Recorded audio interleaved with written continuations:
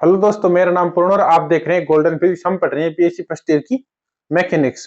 तो हमने कल टॉपिक शुरू किया था द्वितीय में प्रत्यास्थ टक्कर, और उसमें हमने पढ़ा था प्रयोगशाला निर्देश तंत्र और द्रव्यमान केंद्र निर्देश तंत्र। तो उसमें हमने जो परिकलन कोण पढ़ा था थीटा, जो मैंने कल डायग्राम बनाया था परिकलन कोण के लिए कि ये थीटा था।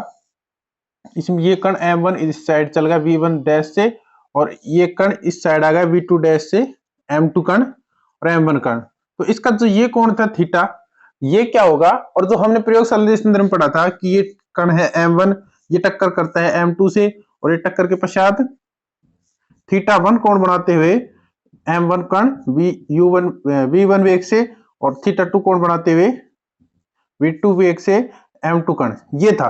तो ये थीटा 1 और ये थीटा, ये क्या है? प्रकरण कोण है। तो आज हम इनके बारे में पढ़ेंगे, प्रकरण कोण किस प्रकार निकाला जा सकते हैं। यदि ये आपको समझ में नहीं आ रहा तो आप पिछली क्लास जरूर लें, उसमें इसके बारे में फुल डिटेल बताया गया है। अब पढ़ेंगे प्रकरण कोण के बारे में। तो देखिए, ये कोण है, ये एंगल है, इस पे कोई प्रतिबंध नहीं है कि कितना हो सकता है। 0, पाई, 2 पाई, 3 पाई, नहीं सॉरी, 0 से लेके पाई के बीच में कितना भी हो सकता है। पाई/2, पाई/4, यानी 30, 50, 70, 80, 90 कुछ भी हो सकता है। तो हम वही देखेंगे कि कितना होगा, किस प्रकार होगा। तो देखिए, लिख लीजिए कि इस प्रयोग द्रव्यमान के निर्देश तंत्र में द्रव्यमान केंद्र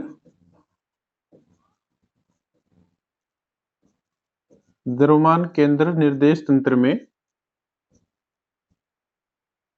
द्रव्यमान केंद्र निर्देश तंत्र में प्रकीर्णन कोण थीटा पर कोई प्रतिबंध नहीं है।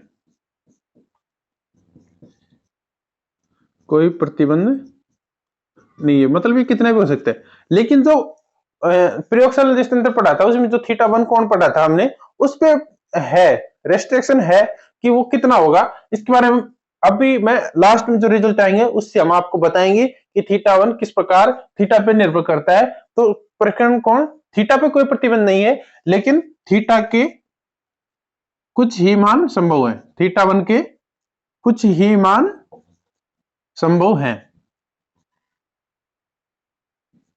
तो हम क्या लिख सकते हैं कि tan थीटा 1 क्या होगा? sin थीटा 1 बटा cos थीटा 1।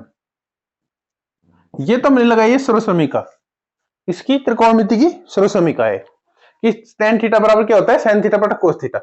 ये तो हो गया समीकरण नंबर 1। अब देखिए, ये कण M1 था, ये टक्कर कर रहा था M2 से, जो कि 0 पे था। तो देखिए, इसका सेंटर ऑफ मास किस दिशा में है? x दिशा में। तो जब ये x दिशा में इसका सेंटर ऑफ मास है, तो टक्कर के बाद इसका सेंटर ऑफ मास किस दिशा में होगा? x दिशा में ही होगा। यानी जो वेग है y दिशा के जो घटक हैं, y दिशा के जो घटक आएंगे वो नहीं बदलेंगे। तो हम लिख सकते हैं कि M1 कण M2 से x दिशा में ही टक्कर करता है। x दिशा में ही टक्कर करता है।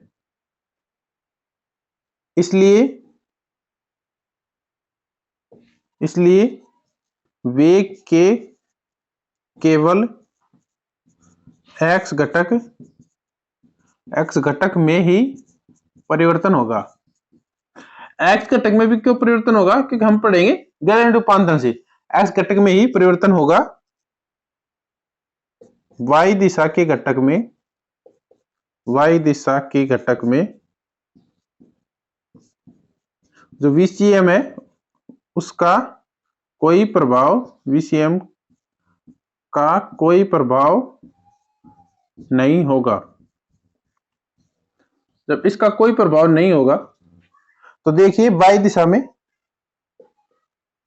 में हम ये फॉर्मूला लगाएंगे। तो y दिशा में क्या आएंगे कि V1 sin थीटा 1 बराबर क्या आएगा? V1 sin थीटा 1 बराबर क्या आएगा? V sin theta. ये देखिए, ये कहां से आया है? ये आया गैलीलियो रूपांतरण से। गैलीलियन ट्रांसफॉर्मेशन से हम क्या लिख सकते हैं कि v डैश बराबर क्या होगा, v minus V C M. हमने लिखा था ये यू मान लो, ये लिखा था। तो हम कर रहे हैं y दिशा में टक्कर के बाद की बात, टक्कर के बाद, टक्कर के बाद जो ये एंगल था, ये θ1 था, इसका जो ये घटक है ये है, ये v1 था और ये होगा v1 sin θ1। तो ये y दिशा में, इस दिशा में VCM का कोई वेग नहीं है, तो VCM इस दिशा में 0 है। तो टक्कर के बाद प्रयोगशाला सॉरी द्रव्यमान केंद्र तंत्र में क्या होगा, v डैश यानी v डैश sin थीटा, और जो प्रयोगशाला तंत्र में क्या होगा, v1 sin थीटा। तो ये हो गया v1 sin थीटा, उसमें तो होगा 1 और इसमें नहीं होगा, v1 sin θ1 हो गया।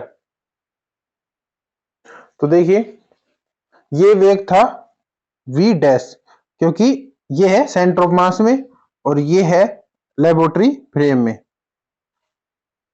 देखिए लेबोरेटरी फ्रेम में वेग था v1, एंगल था θ1, और सेंटर ऑफ मास में वेग था v डैश और एंगल था थीटा। तो ये इस प्रकार है। ये तो थी x की बात, समीकरण नंबर 1।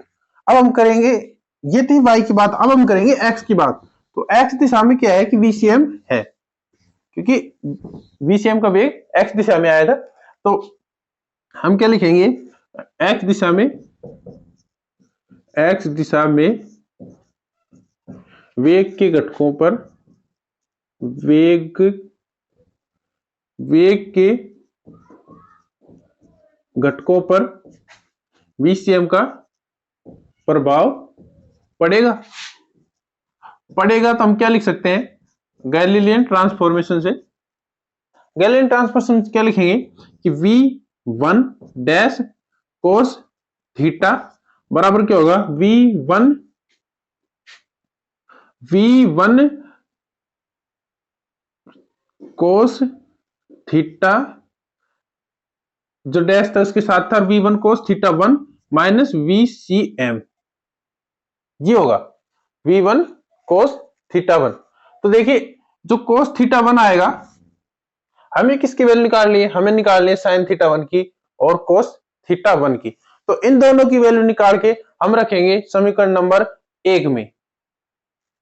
तो v1 डैश की v1 कोस θ1 की वैल्यू निकाल रहे हैं, v1 कोस θ1, ये क्या हो जाएगा, v1 dash cos theta minus की जगह ये हो जाएगा प्लस, ये इस साइड आके इसमें जुड़ जाएगा, तो ये प्लस VCM। ये समीकरण नंबर 3 और ये समीकरण नंबर 2।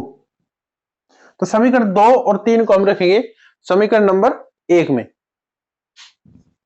तो समीकरण 2 and 3 put in equation first.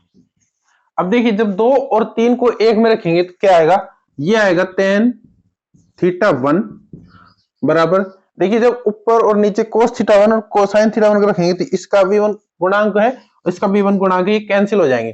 तो ऊपर sin θ1 का क्या आएगा, v1 dash sin θ1, v1 dash sin θ1 upon आएगा v1 dash cos theta sin थीटा आएगा, 1 नहीं आएगा क्योंकि डैश के साथ एंगल थीटा था सेंटर ऑफ मास फ्रेम में, और v1 dash cos theta plus आएगा VCM, प्लस क्या है VCM। इसको हम लिख सकते हैं कि tan θ1 है, वो आएगा v1 डैश, दोनों में कॉमन ले रहे हैं तो ये बचेगा ऊपर sin थीटा अपॉन बचेगा v1 कॉमन आ गया, ये बच गया cos थीटा और ये बच गया VCM अपॉन v1 डैश। अब हमें वैल्यू निकाल लिए VCM अपॉन v1 डैश की। तो जो सेंटर ऑफ मास फ्रेम में जो हमने VCM पढ़ा था, तो द्रव्यमान केंद्र निर्देश का वेग क्या था, द्रव्यमान केंद्र निर्देश तंत्र का वेग, द्रव्यमान केंद्र निर्देश तंत्र का वेग क्या था VCM। सेंटर ऑफ मास का वेग था VCM। तो मैं इसको इस साइड लिख रहा हूं जस्ट।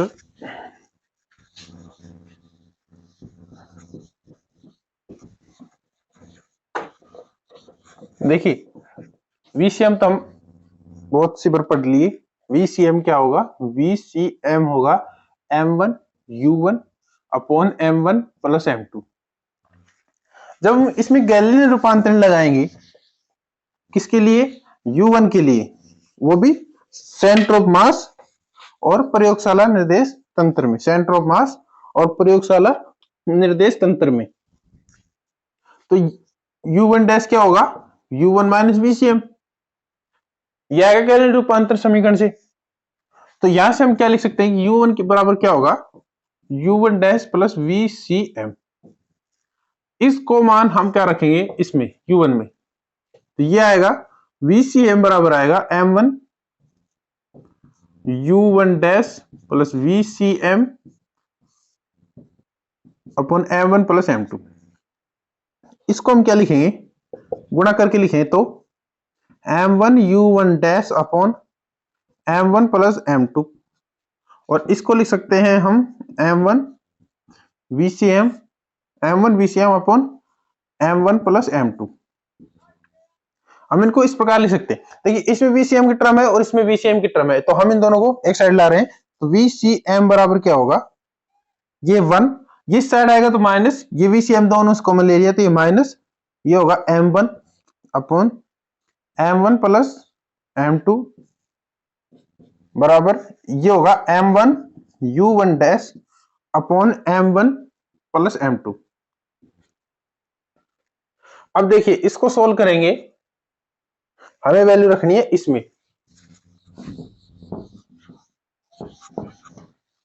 तो इसको जब हम सोल्व करेंगे तो एलसीएम लेंगे M1 प्लस M2। तो यहां करके दिखा रहा हूं आपको, ये एलसीएम लेंगे हम M1 प्लस M2 और ये माइनस M1 है और नीचे है M1 प्लस M2। तो देखिए M1 से M1 कैंसिल, क्या बचेगा? M2 बटा M1 प्लस M2। देखिए VCM M2 बटा M1 प्लस M2 बराबर क्या होगा? बराबर होगा M1 U1 dash upon M1 plus M2। देखिए M1 प्लस M2 से M1 प्लस M2 कैंसिल हो जाएगा, तो ये हो जाएगा VCM M2 और इस साइड बच जाएगा M1 U1 डैश। देखिए हमने जो वेग पढ़े थे द्रव्यमान केंद्रीय तंत्र में, उसमें हमने ये पढ़ा था कि जो V1 डैश है वो किसके बराबर होता है? U1 डैश के। तो हम U1 डैश की जगह V1 डैश रख सकते हैं। तो VCM M2 बराबर M1 V1 डैश। तो VCM बटे V1 डैश आ जाएगा, ये है M1 और ये इसके बटे में चल जाएगा M2। तो क्या वैल्यू आई है? M1 बटा M2। तो इस समीकरण में हम रखेंगे। तो समीकरण नंबर 3 हो गई थी, इसे हम देते हैं समीकरण नंबर 4 और ये समीकरण नंबर 5। तो समीकरण 4 में समीकरण 5 रखते हैं।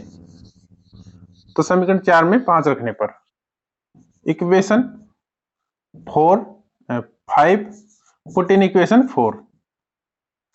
तो जो tan थीटा 1 आएगा वो क्या आएगा? वो आएगा sin theta upon cos theta plus M1 बटा M2। ये जो रिलेशन आया है, ये रिलेशन है द्रव्यमान केंद्र निर्देश तंत्र, द्रव्यमान केंद्र निर्देश तंत्र व प्रयोगशाला निर्देश तंत्र के प्रकीर्णन कोण के, जो प्रकीर्णन कोण है उनके मानों के बीच रिलेशन है। तो हम लिख सकते हैं यह संबंध प्रयोगशाला निर्देश तंत्र की, प्रयोगशाला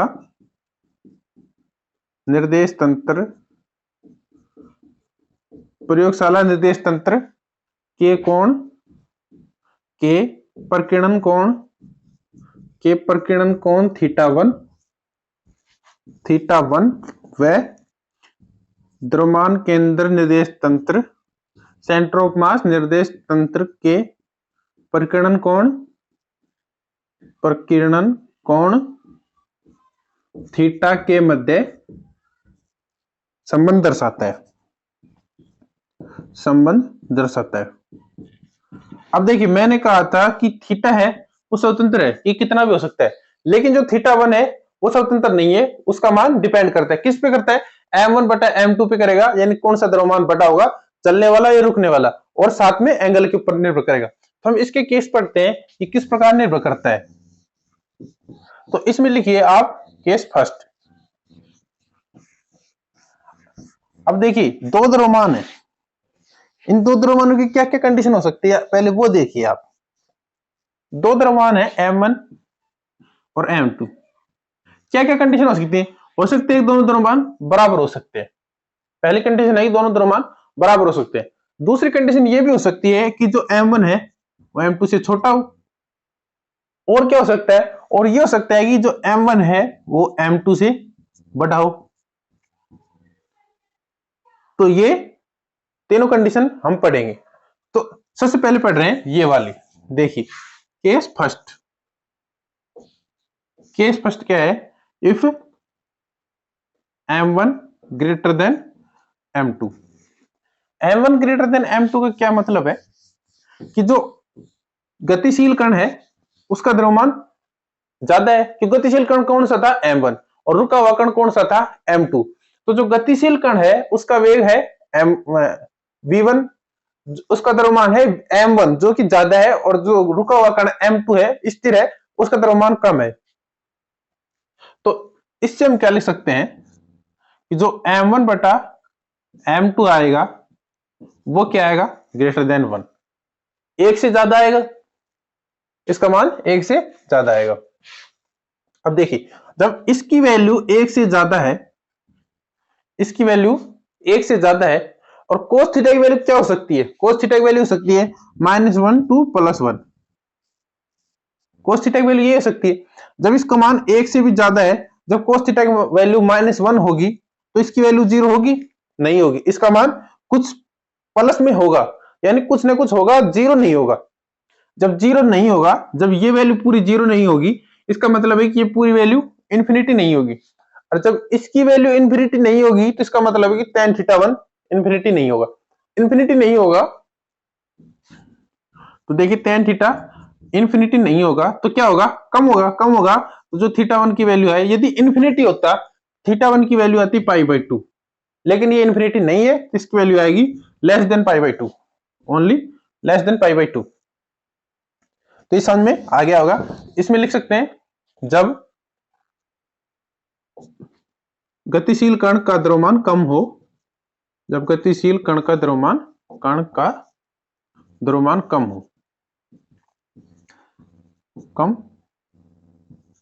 हो, ये तो बात थी ये।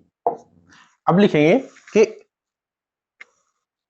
m1 बटा m2 की वैल्यू, m1 बटा m2 का मान एक से अधिक होगा, तथा कोस थीटा की वैल्यू -1 से कम नहीं हो सकती। ये मैं इसलिए लिख रहा हूं कि आप, मैंने जो बोला है वो नहीं समझ में आया तो इसे पढ़ के भी आराम से समझ सकते हैं। नहीं हो सकती, इसलिए tan θ1 की वैल्यू इंफिनिटी नहीं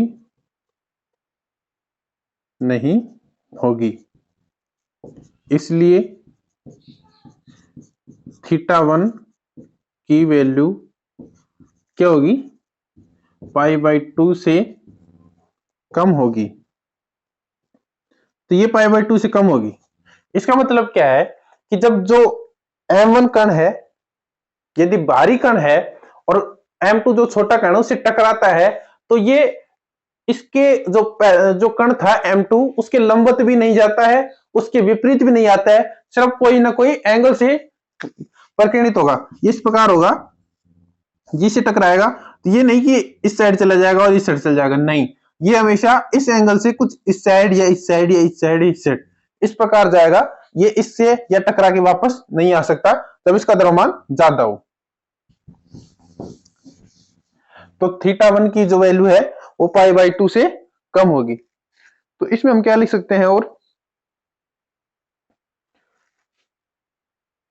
ये लिख लिया कि विपरीत दिशा में गति नहीं करेगा, विपरीत दिशा में गति नहीं करेगा, आगे करेगा तो इसलिए इसमें लिख देते हैं विपरीत दिशा में गति नहीं करेगा। अब देखते हैं सेकंड केस। सेकंड क्या था कि जो जब दोनों कण टकराने वाले जो दोनों कण है वो बराबर हो तो किस प्रकार परिवर्तित होंगे। देखिए केस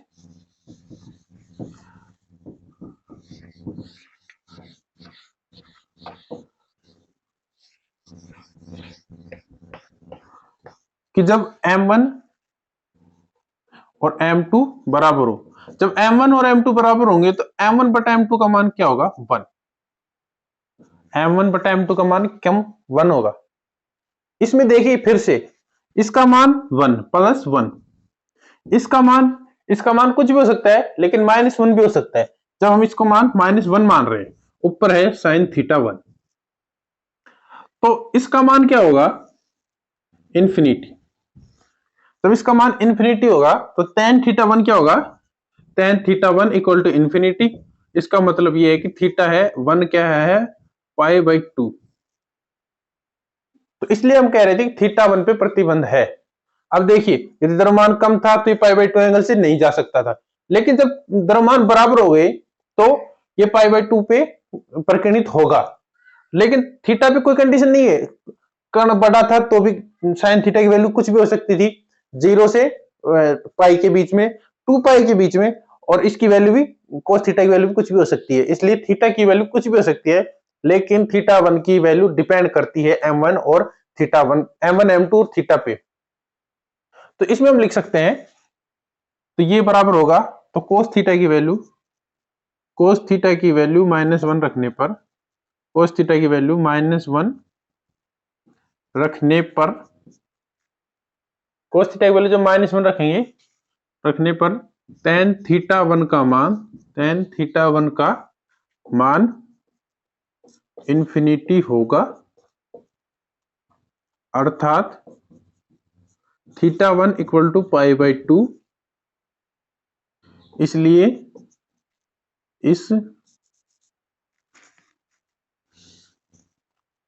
इसलिए कण टक्कर के पश्चात क्या होगा, समकोण पर परिकर्णित होगा या एक दूसरे के लंबवत गति करेंगे। टक्कर के पश्चात एक दूसरे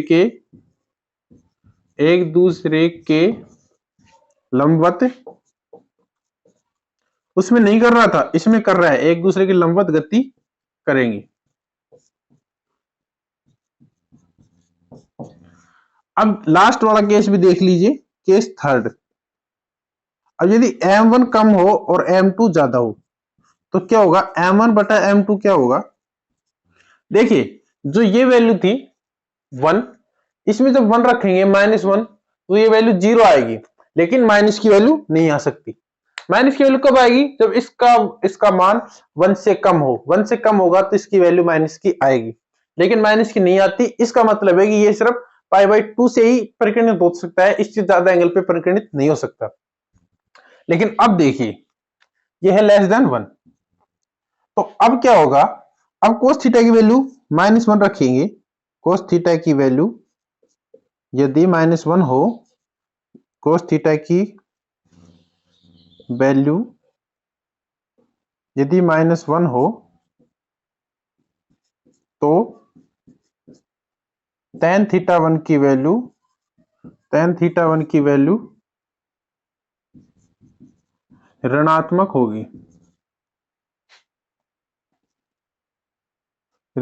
होगी। अतः θ1 की वैल्यू, tan θ1 नेगेटिव कब होता है, पाई पे, तो θ1 की वैल्यू पाई के बराबर होगी, पाई के बराबर हो सकती है। पाई के बराबर होने का मतलब क्या है, देखिए पहले ये देखिए tan थीटा की वैल्यू माइनस कैसे आएगी। देखिए जो m1 बटा m2 का मान है वो है लेस देन 1 और cos थीटा का मान है -1, ये -1 और लेस देन 1 का मान कितना मान सकते हैं आप? आधा मान लीजिए, आधा इसको ज्यादा मान लीजिए, आधा कम भी हो सकता है, लेकिन फॉर एग्जाम्पल के लिए आधा मान लेते हैं यानी हाफ। ये इसका मान क्या आएगा? -हाफ। यदि ये -हाफ तो इसकी पूरे की वैल्यू क्या आएगी? नेगेटिव। तो इसलिए हम क्या कह सकते हैं कि ये पाई कोण पे परिगणित हो सकता है। पाई कोण को परिगणित होने का क्या मतलब है कि कोण यदि ये 0 पे है, ये π/2 से परिगणित होता है और पाई पे होगा तो ये इससे वापस यानी रिटर्न करेगा। तो इसमें लिख सकते हैं अतः कण विपरीत दिशा में गति करेगा। अतः कण टक्कर के पश्चात विपरीत दिशा में गति करता है।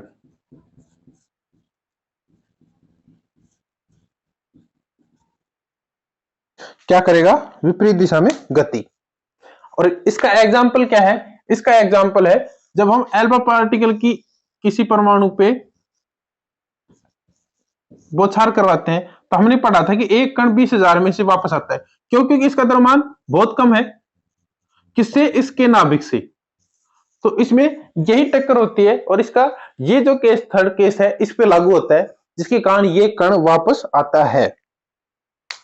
अब आप कहेंगे कि सारे कण तो नहीं आते क्योंकि ये एक ही वैल्यू रखी है, बाकी अलग अलग वैल्यू के लिए इसके मान 0 से लेके पाई के बीच में आते हैं, इसके मान 0 से π/2 के बीच में आते हैं और उसके मान 0 से π/2 से कम आते हैं। तो इसका मतलब ये अलग अलग हैं। ये हो गई टक्कर की क्वेश्चन, टक्कर की एक वी में और द्वि में दोनों टक्कर पूरी हो गई। अब पढ़ेंगे टक्कर के क्वेश्चन और उसके बाद पढ़ेंगे न्यूट्रॉन का मंदन है और उसके बाद कोणीय संवेग। नेक्स्ट चैप्टर चल जाएगा इसी में है वैसे तो, पर यूनिट सेकंड में तो कोणीय संवेग और पढ़ना है, उसके एग्जाम्पल है वो पढ़ने हैं। उसके बाद मिलते हैं कल। Bye bye.